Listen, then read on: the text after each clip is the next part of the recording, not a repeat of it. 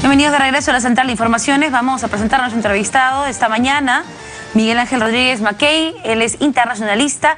Nos va a ayudar a entender qué está pasando en estos momentos en la frontera de Jerusalén, disputada por, digamos, las autoridades árabes y las autoridades israelíes. ¿Cómo está? Bienvenido. Alejandra, encantado. Buenos días. Bueno, primero, un poquito de contexto histórico. Siempre es bueno refrescar en qué situación se encuentra este conflicto que es continuo. Ya además es necesario, ¿no? El recuento histórico, porque muchos, y qué bueno que lo digas, porque muchos creen que el problema entre Israel y Palestina es un problema de 1000 años. No. Este es un problema que tiene, como hoy día se celebra el aniversario del Estado de Israel, 70 años. 1945, termina la Segunda Guerra Mundial, se crea las Naciones Unidas, hay que crear un contexto de paz, 6 millones de judíos muertos, el Holocausto, una ley de retorno, buscarles un hogar como corresponde. 1947, las Naciones Unidas incorporan la famosa Comisión de Hanskop que integró Perú, y por el cual decidieron elevar un informe a la ONU, a la Asamblea General, y que existieran 2 estados. El informe dijo 2 estados, el Estado de Israel y el Estado de Palestina. Al año siguiente, en el año 48, el 14 de mayo, un día como hoy, Israel decidió acatar la resolución y por la resolución de la ONU se hizo Estado independiente. ¿Qué hizo el pueblo palestino? Pues al día siguiente, un día como el 15 de mayo, le declara la guerra a Israel, no acata la resolución de la ONU. Vamos al año 1967, Israel, por la guerra de los hoy días, sorprende a todo el mundo árabe, no solamente a los palestinos, todo el Sinaí, y al tomar todo el Sinaí, también aprovechan y ocupan la Jerusalén histórica. Una Jerusalén histórica que, como has visto en el mapa, está precisamente en la parte nuclear de toda la Jerusalén. ¿Qué es toda la Jerusalén? La occidental. Podríamos dejar el mapa en pantalla para que nos pueda ayudar a explicar. Seguramente en algún momento lo van a poder colocar. Sí, y entonces, como comprenderás, 2 Jerusalenes. La occidental, que ya la tenía Israel desde el año 47-48, y la de Oriente, que la toma como consecuencia de la guerra de los 6 días, y eso significó que a los árabes, a los palestinos, los arrinconó. Y entonces, claro, la vieja Jerusalén, que está dentro de Jerusalén oriental, que tiene debería ser de ocupación árabe. Que tiene 4 barrios, un barrio, pero la ONU dijo, qué bueno que lo digas, Alejandra, la ONU dijo que por la misma naturaleza de la Jerusalén vieja, antigua, histórica, que tiene el barrio judío, donde está el Muro de los Lamentos, el barrio árabe, donde está el Domo de la Roca, donde está el barrio cristiano, el Santo Sepulcro, y el barrio armenio, lo que dijo la ONU era que tenía que tener estatus internacional, con lo cual... Como el Vaticano, como, no sé, como claro, otro tipo de... Claro, con un estatus internacional religioso significaba que ningún Estado, es decir, ni Israel ni Palestina, podían apropiárselo como soberanía. ¿Qué fue lo cuerdo? Lo cuerdo era que tuvieran cada uno una capital, la oriental para Palestina y la occidental para Israel. ¿Qué hizo Israel? No. Porción completa. 1958 decidieron la unidad y la indivisibilidad que evidentemente mantuvieron hasta que en 1980 una resolución de la ONU estableció, la 476, estableció de manera unívoca que eso no era posible. ¿Y qué hicieron las embajadas de los países acreditados ante el Estado de Israel? Se retiraron a Tel Aviv, a la costa. Cuanto pasan los años, estamos en el 80, el año 95, el gobierno de Estados Unidos decide que se debe trasladar la embajada de Estados Unidos en Tel Aviv hacia Jerusalén. Ningún gobierno lo hizo por un tema de prudencia, porque no se había arreglado el tema de Israel con Palestina, el tema de fondo, que son los territorios ocupados, pero Donald Trump, que prometió durante la campaña, está haciendo evidentemente lo que ha dicho esa ley estadounidense, a mi juicio evidentemente incompatible con la naturaleza del caso, y lo que estamos viendo ahora es que Jerusalén ha sido reconocida como la capital del Estado de Israel por Estados Unidos ahora en el mes de diciembre. Ahora, esta situación es sumamente compleja. Estamos hablando de por lo menos 10.000 palestinos según las estimaciones, porque tampoco se puede saber a ciencia cierta, debido a que es bastante difícil mantener un control en los distintos puntos donde está produciendo la protesta.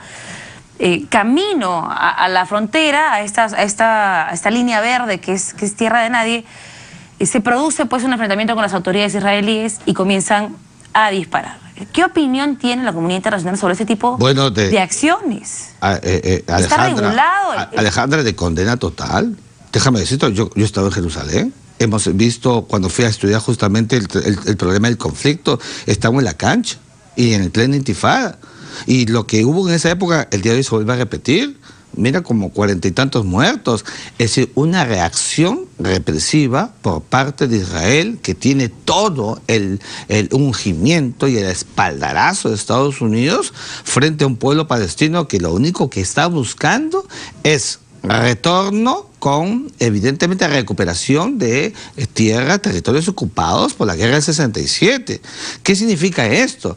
Que el plan de desconexión, desconectarse, salir del pueblo de los colonos judíos, que originó los refugiados palestinos, porque los iban arrinconando, que inició Ariel Sharon, acuérdate del anterior primer ministro, que luego enfermó y murió, debería llevarse adelante. Pero para eso tiene que haber contexto. ¿Cuál es el contexto?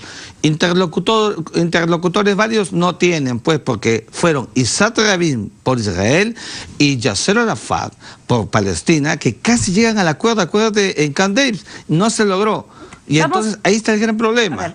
El tema específico de la Embajada de Estados Unidos. A ver. Ahí la vemos en Jerusalén, en la parte occidental, dividido por esta línea verde. ¿Qué significa esa línea verde? Primero, la línea verde del armisticio de 1949. ¿Y por qué esa ubicación es tan conflictiva? Porque en 1949, cuando culmina la primera guerra entre los árabes palestinos e Israel, Israel termina empoderándose y establece, así como lo han hecho después, un muro para impedir que los árabes palestinos pasen al lado de Jerusalén. También esa línea lo que nos está indicando es el núcleo duro hasta donde las fuerzas del Estado de Israel habían acometido. ¿No ves que cruzas tú nada más y del otro lado hay una inmensa cantidad de palestinos? Claro. Que técnicamente viven en Israel porque no tienen Estado. Pero claro, son un Estado. Yo sigo pensando que son un Estado, pero no sin fronteras definidas. Porque es muy importante que para alcanzar la definición de Estado con fronteras definidas, evidentemente debe suponer un acuerdo, que no lo hay. Entonces, hay una situación de facto, de hecho, todavía no de derecho. Eso es cierto, pero para eso tiene que haber voluntad. Pero si no hay voluntad, entonces... Evidentemente no lo hay, y lo que quiere hacer... ¿Qué es lo que quiere hacer para efectos prácticos el primer ministro israelí? Digamos, convocando a una serie de estados de la comunidad internacional con cierto peso, incluso Paraguay, Guatemala...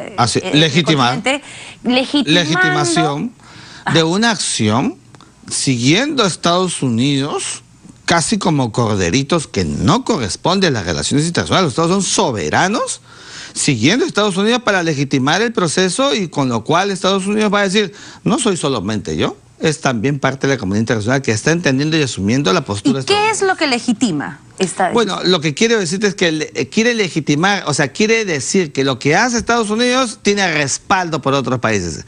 No significa que tenga respaldo de la comunidad internacional. Pero ¿y qué significa para Israel, para el gobierno de Israel, para el liderazgo israelí? En términos de poder, significa para Israel primero tranquilidad, que no la tuvo con Barack Obama, donde había un fuego cruzado con Benjamín Netanyahu, donde todo el mundo pensaba que se acabó la alianza estratégica entre Estados Unidos e Israel. Entonces, este clima político que afianza a Estados Unidos es muy bueno para un Israel amenazado permanentemente por el mundo árabe, amenazado por los iraníes que ahora, como sabes, como consecuencia del pateo de tablero por parte de Estados Unidos, pone en alerta la estabilidad y la seguridad de los judíos. Para ellos es una tranquilidad, para ellos significa clima de seguridad. ¿Y qué significa para la región?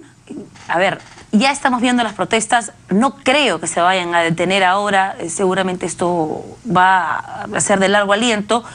¿Qué significa para la región? Mira, lo acabo de decir en mi columna de hoy en el diario Correo. Para mí esto puede ser el comienzo de una tercera intifada, con lo cual tú tienes el escenario de Palestina e Israel que puede volverse eclosivo, segundo el iraní, que como sabes, el tablero está dinamitado porque ya no está la presencia de Estados Unidos en el acuerdo nuclear.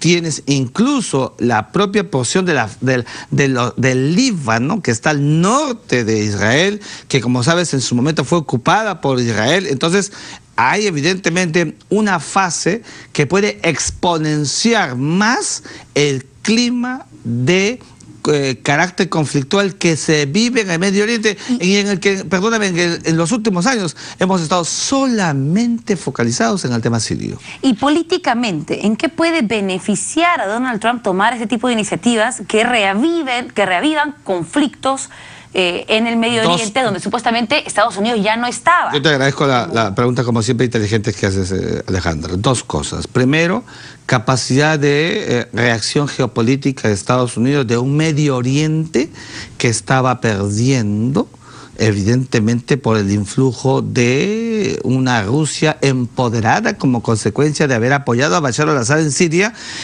un Medio Oriente que estaba perdiendo.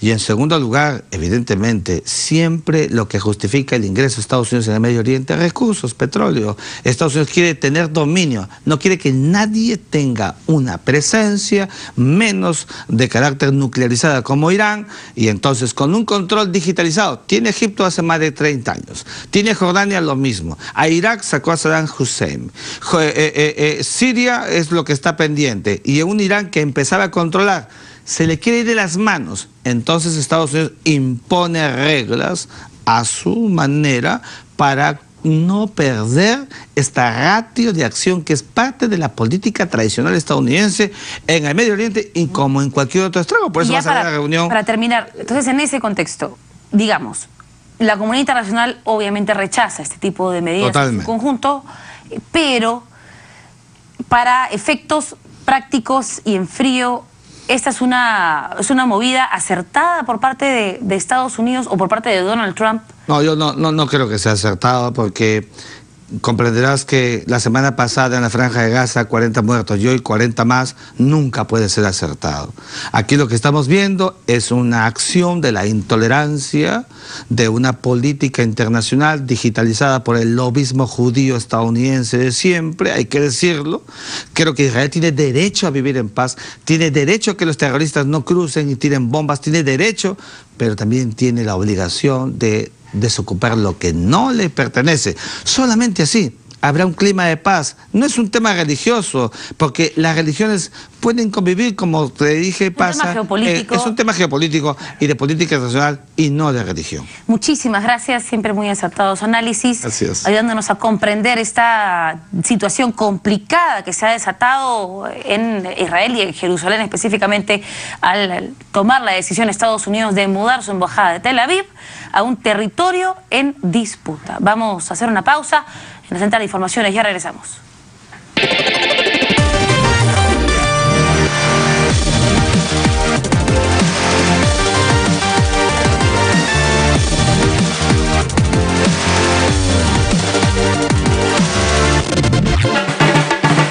No te quedes. Abre tu cuenta Free en Scotiabank y ahorra, porque podrás llevarte polos firmados